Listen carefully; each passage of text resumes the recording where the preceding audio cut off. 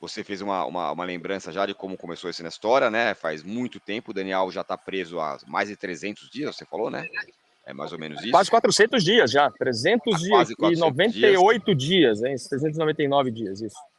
Então a gente pode fazer uma cronologia de como essas coisas foram andando, Tiago. Mas antes eu queria só perguntar para você o seguinte: esses quase 400 dias que você está falando, que ele já está preso, isso já está computado na pena? A pena passa de 400 dias para frente. Então isso já está Isso, valendo como pena. já está valendo como pena. Então, a gente fala de uma condenação de 4 anos e meio, 4 anos e 6 meses, 1 ano e 1 mês ele já cumpriu, né? Então, a gente tem aí o Daniel Alves cumprindo, tentando fazer uma conta rápida aqui, ele cumpriu quase, aí já cumpriu quase um quarto da pena, né?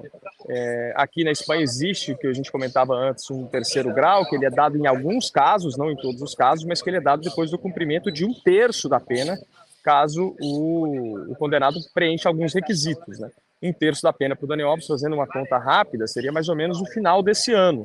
Então, se ele conseguir mostrar aí, conseguir esse terceiro grau, ou se houver a possibilidade de tentar esse terceiro grau, que não é sempre que ele é dado, não para todos os tipos de crime, mas certamente é difícil a gente pensar que o Daniel Alves ficaria os 4 anos e 6 meses ou esses 3 anos e 5 meses que faltam na prisão, né? Existem aí formas que o deixariam sair antes. Isso, claro, se for mantida essa decisão. A gente lembra que ainda cabem recursos em duas instâncias e, possivelmente, pela informação que a gente tem, a acusação, há uma possibilidade de que a acusação peça um recurso, principalmente o Ministério Público, há a possibilidade de que o Ministério Público entre com recurso, porque o Ministério Público pediu 9 anos de prisão e foi dada metade disso.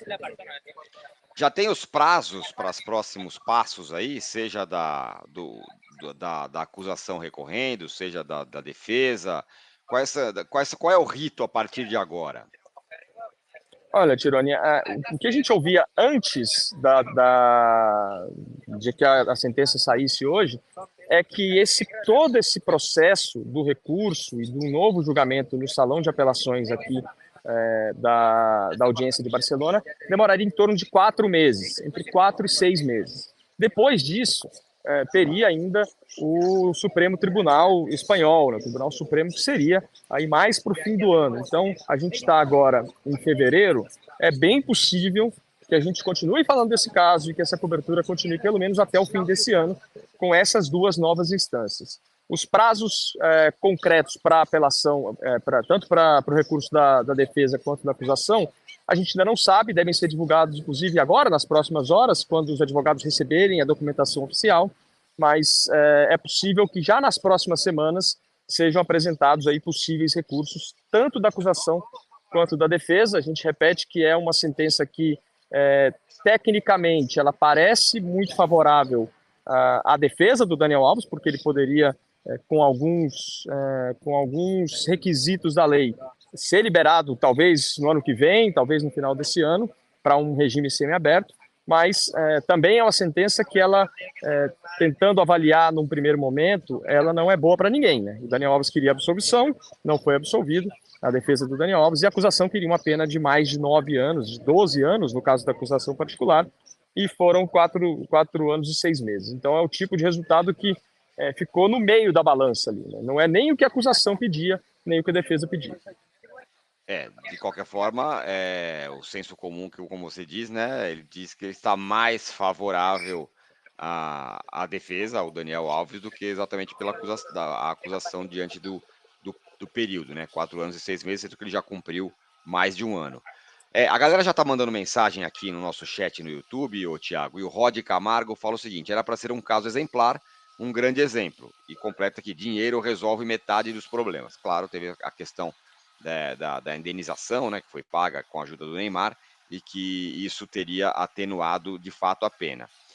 Mas o ponto que eu queria pegar sobre isso é sobre a questão de ser um caso exemplar. E de fato, pelo menos aqui no Brasil, estava sendo tratado um pouco dessa forma, né? Que seria um caso simbólico de que violência contra a mulher não será mais tolerada e tudo mais.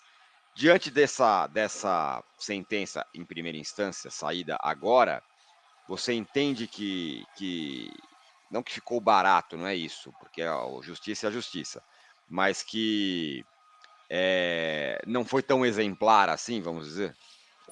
Acho que sim, o caso Daniel Alves perde muito da sua simbologia, né, com essa sentença de 4 anos e 6 meses. O que a gente ouvia aqui de especialistas, de colegas também que cobrem o judiciário espanhol diariamente, é que esse caso era o julgamento não só do Daniel Alves, mas também o julgamento da lei aqui na Espanha, né? Era uma prova de fogo para essa lei, a lei do apenas sim é sim, aqui na Espanha, para ver se ela realmente seria, se ela pegaria como uma lei que condenasse abusos sexuais, baseados, sobretudo, no relato da vítima, né, que é o caso dessa sentença do Daniel Alves. A própria sentença diz que não é preciso haver marcas de violência em uma vítima para que seja considerada violência. Enfim, é uma sentença que ela parte muito do relato dessa menina, dessa senhora, dessa mulher, né, de 23 anos, agora 24, ela tinha 23 na época dos fatos,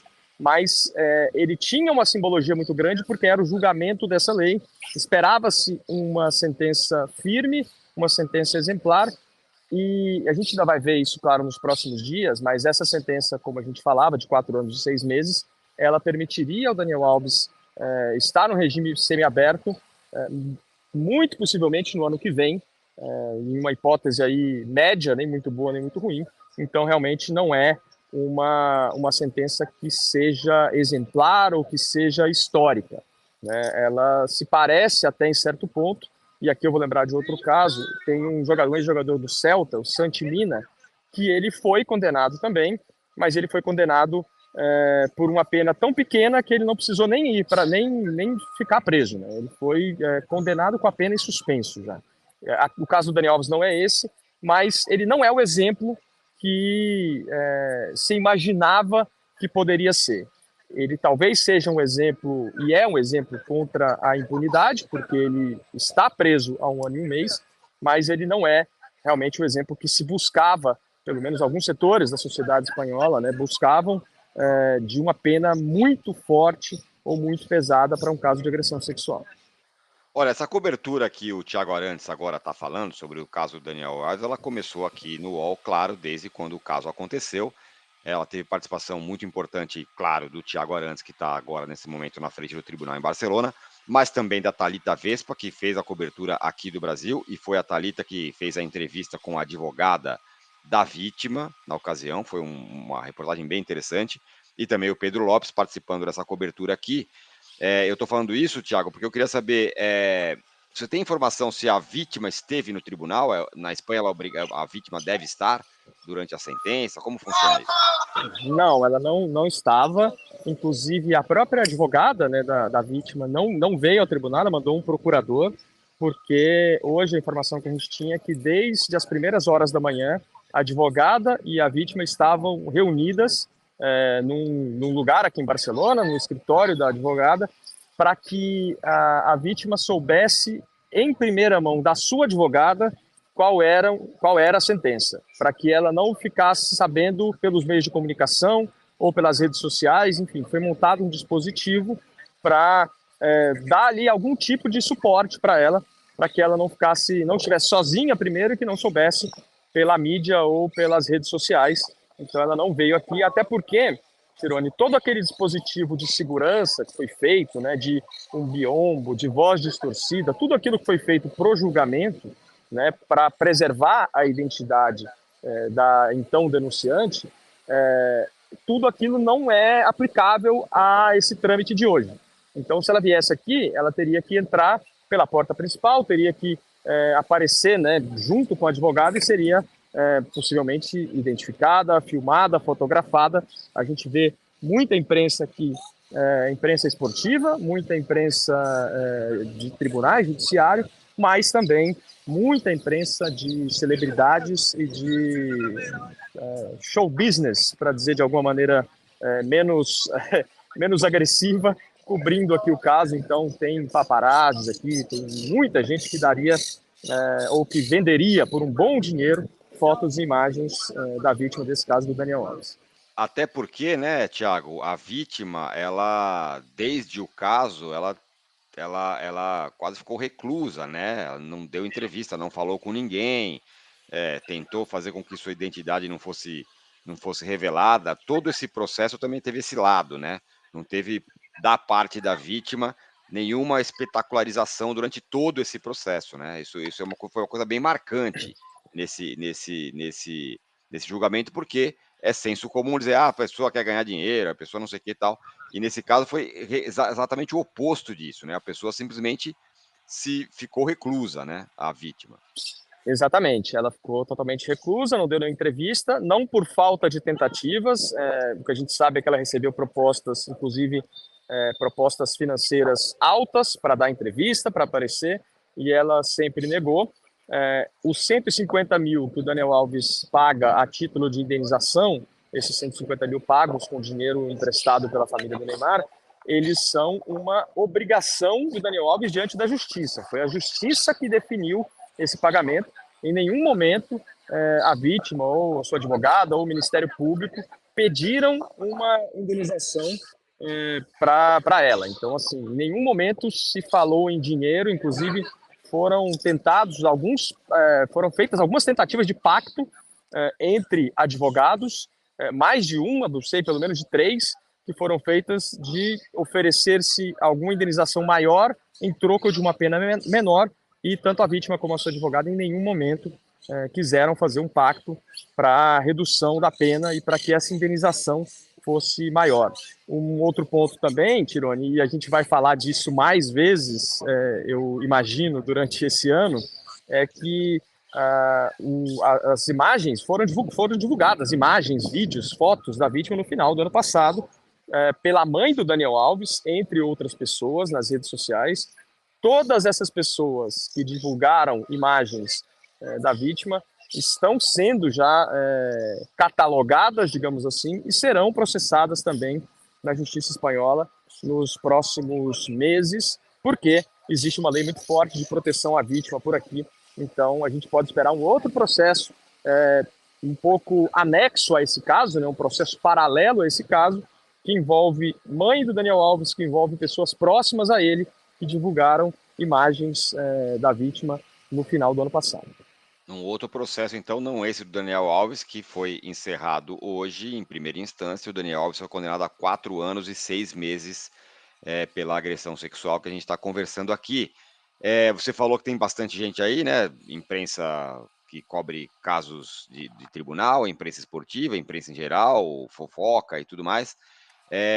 Você sabe se tem algum cheiro, alguma possibilidade de algum tipo de protesto aí?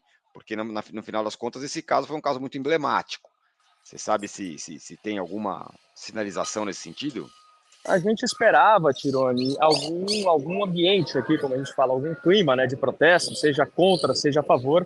Por enquanto, nada ainda não é tão cedo assim em Barcelona, mas faz frio aqui hoje, não é um dia que o pessoal esteja muito animado a fazer protestos a essa hora aqui na frente do tribunal. O que a gente sabe é que se o Daniel Alves tivesse sido absolvido, né, se tivesse havido uma sentença de absolvição, havia alguns protestos já mais ou menos ali pré-convocados de grupos de apoio a grupos feministas, de grupos de apoio a vítimas de agressão sexual, mas essa sentença ela deixa tudo meio, tentando comparar e com perdão da comparação, mas é como se fosse um empate, né? Num jogo de futebol, ela não dá aquela força para uma mobilização contra a sentença, mas ela também não dá nenhum tipo de motivação para qualquer tipo de manifestação a favor, né? Então é uma sentença muito salomônica, né? Ela meio que atende aos pedidos das duas partes, mas não satisfaz nenhuma delas, e talvez por isso até os grupos que poderiam fazer algum tipo de protesto aqui, eles estão pensando um pouco no que fazer, porque realmente é uma sentença que deixa a gente pensando muito e sem saber exatamente, no caso desses grupos, o que fazer.